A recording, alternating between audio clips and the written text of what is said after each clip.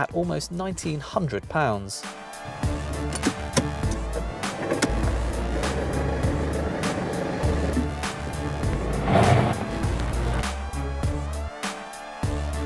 The other area where the bigger CLS makes up for any deficit in practicality is in how beautifully smooth it is to drive.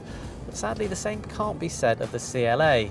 Today we're testing the C220 diesel with 7-speed automatic dual-clutch gearbox and 4-wheel drive, and it's a bit of an underwhelming combination.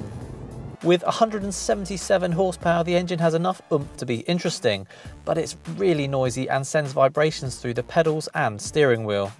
The engine does settle down once you're up to a cruise, but even on 18-inch wheels, which is the smallest you can get on the CLA, and with comfort suspension albeit lowered, the ride quality is still a bit fidgety. On the plus side, the 50 miles per gallon we've been getting isn't at all bad when you consider the 8-second 0 to 60 time and the decent in-gear acceleration. Other engine options include a less powerful C200 diesel as well as a pair of petrol units, which are quieter but not as economical. The real highlight though is the A45 AMG model, which has more than 350 horsepower and is a riot to drive. Unfortunately, the same can't be said of the rest of the Shooting Brake range, which lack that dynamic sparkle that makes the AMG models stand out. The problem is, although there's not a huge amount of road noise or wind noise, the engine is noisy when you accelerate and the ride is firm. And what that means is that the CLA Shooting Brake is not a great cruiser like the CLS.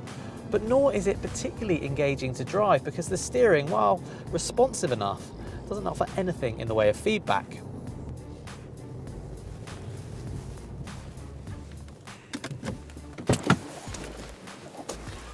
It's not that the CLA Shooting Brake is a horrible car, but I just struggle to see how it justifies its price premium over an A-Class.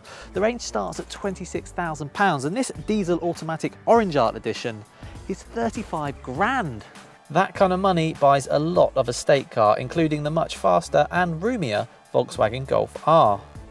The idea behind having a car like this in the Mercedes range is that it appeals to younger buyers, but you have to wonder if younger buyers can afford a car as expensive as this.